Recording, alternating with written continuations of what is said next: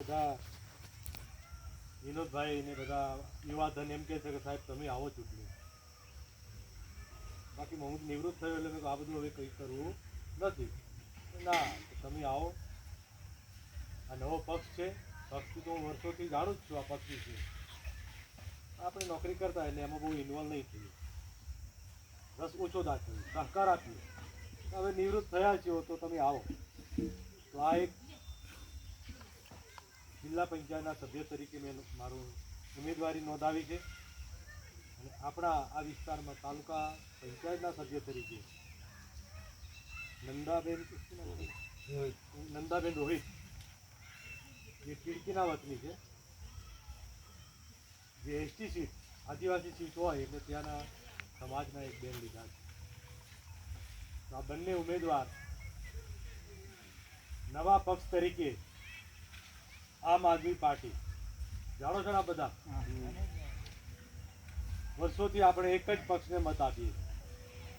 પણ આજે અમે ગામડે ગામડે જઈએ ત્યારે બધાની એક ઈચ્છા થઈ, કીર્તનભાઈને એટલો બધો રસ છે કે ના આવે સાહેબ કંઈક નવું જ કરીએ. કેમ મત આપવા છતાં સરકારની આપણે રચના કરીએ પણ સરકાર આપણને કંઈ ના આપે તો દુઃખ તો થાય ને. ઘરના વડીલ તરીકે ઘરનો વડીલ લગ્ન કરવાની ઈચ્છા થાય છોકરાને કે ભાઈ ડીજે ના મળે, ઢોલ પેલો કે હું વાજિંત્ર કંઈ પણ ના મળે, કપડાં તો કે સાદા પહેર, એને સૂટ પહેરવાની ઈચ્છા હોય તો સૂટ ના લઈ આપે, દુઃખ થાય ને. આપણે જીવન જીવવાની એક ઈચ્છા છે કે સારું જીવન ક્યારે મળે. આપણે સરકારને મત આપીએ છીએ, સરકારને બેસાડીએ છીએ, પણ સરકાર જો આપણી ઈચ્છા મુજબ આપણી ઈચ્છાઓ પૂરી ન કરે, આપણી ઈચ્છાઓ કઈ તો કે અમને થોડું સસ્તું ખાવા પીવાનું મળે, પણ મોંઘવારી કેટલી થઈ ગઈ. 1 લીટર તેલ લાવો તો અઠવાડિયું શું 2-3 દિવસમાં પૂરું થઈ જાય. અત્યારે જો તો લગભગ તેલનો ભાવ શું છે, સિંગતેલ 160 કે ઉપર છે કંઈ. તો આટલા ઊંચા ભાવે આપણે જીવન જરૂરિયાતની વસ્તુઓ, ખાંડ, ચા, તેલ, ગોળ, મીઠું રૂપિયે મળતું. અત્યારે ટાટા મીઠું 40 રૂપિયે, 20 રૂપિયા, 30 રૂપિયા, 10 રૂપિયાથી માંડીને મીઠાના ભાવો છે. મીઠાને તો પેલા વેપારીઓ બહાર રાખે, કોઈ એને લઈ જાય પણ નહીં. આ તેમાંય ચોરીઓ થાય છે, મોંઘી વસ્તુ થઈ ગઈ. આરોગ્યની સેવાઓ જોઈએ, ક્યાં સારી સેવા મળે છે. આપણે પૈસા નાખીએ તો પણ સારી સેવા નથી મળતી, ક્યાંય ભાવો બોલાય.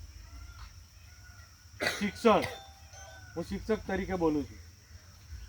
અમે ભણાવતા તો મારા વિદ્યાર્થીઓ પણ છે અત્યારે બધા વિચારે સારું, અત્યારે શિક્ષકને ભણાવાય નહીં દે, એવી અન્ય પ્રવૃત્તિઓ કરાવે, શિક્ષણ પણ બગાડી નાખ્યું અને ભણેલા છોકરાઓને નોકરીઓ નથી મળતી. ઘણા બધા ગામમાં પીટીસી થયેલા છે, BA BEd થયેલા છે. આખા આપણા મુવાડા ગામની અંદર કે બામરોલી ગામમાં કોઈને નોકરી મળી હોય શિક્ષકની અત્યારે નવો, જૂના તો હશે પણ નવા કોઈ શિક્ષક બન્યા છે? કોઈ નર્સમાં બેન છોકરી આપણી લેવાય છે? કોઈ તલાટીમાં કારકુનમાં લેવાયા છે? ના. આપણે ભણાવીએ કેમ છોકરાઓને કે જે સારો હોશિયાર વિદ્યાર્થી હોય તો આગળ જાય, એને કંઈક નોકરી મળે, ગામનું નામ રોશન થાય. પણ ક્યાંય આપણને નોકરી જેવું કંઈ જોવા મળતું નથી.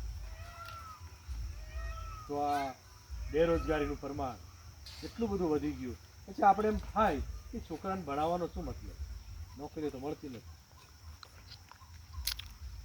પછી શું કરે વિદ્યાર્થીઓ? આપણે થોડું ઘણું ભણી અને પછી સેન્ટિંગ બાજુ.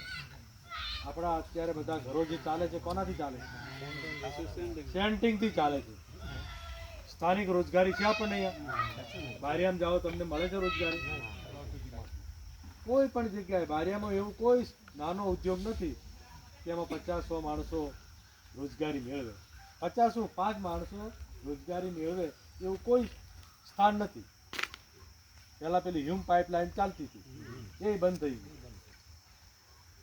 આપણે ત્યાં એક નજીકના સ્થળે નાના ઉદ્યોગ હોય, આપણા માણસો મજૂરી માટે જાય અને ફરી રોજગારી લઈને પાછા આવે, એવું કોઈ જ માધ્યમ નથી.